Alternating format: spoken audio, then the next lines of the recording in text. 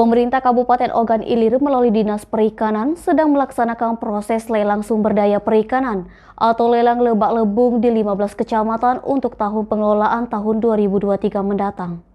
Kepala Dinas Perikanan Kabupaten Ogan Ilir Bustanul Arifin didampingi Kepala Bidang Tangkap Perikanan Nofriansa mengungkapkan, untuk tahun 2023 nanti ada 405 objek di 15 kecamatan dalam wilayah Kabupaten Ogan Ilir yang akan dilelang. Ada satu kecamatan yang tidak ikut dilelang, yakni Kecamatan Payaraman, karena memang di kecamatan tersebut tidak ada objek. Dari sejumlah objek yang akan dilelang tersebut, diantaranya ada yang dipatok dengan harga lebih dari 500 juta, yakni Rambang Kuang sebanyak 59 objek dengan harga jual Rp587.390.000. Menurut Bustanul, kondisi alam di masing-masing objek mempengaruhi harga jual. Ada perincian objek yang akan dilelang yakni Kecamatan Indralaya terdapat 35 objek dengan harga jual Rp205.075.000. Kecamatan Indralaya Selatan berjumlah 26 objek dengan harga Rp64.795.000. Kecamatan Indralaya Utara memiliki 10 objek dengan harga jual Rp39.700.000.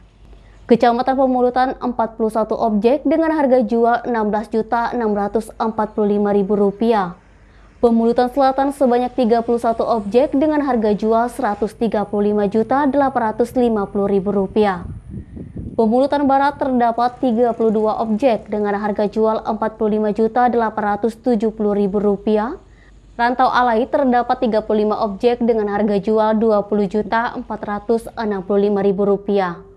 Kecamatan Kandi sebanyak 15 objek harga jual Rp31.250.000.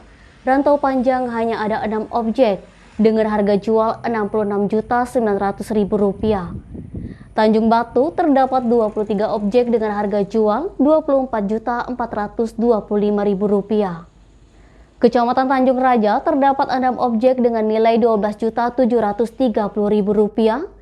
Sungai Pinang terdapat 11 objek dengan harga jual Rp28.300.000.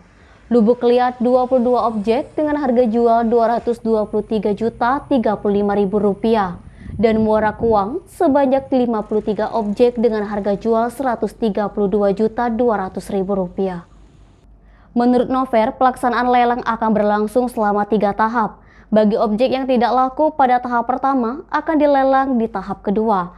Jikalau tidak laku juga di tahap kedua, maka akan dilakukan tahap ketiga.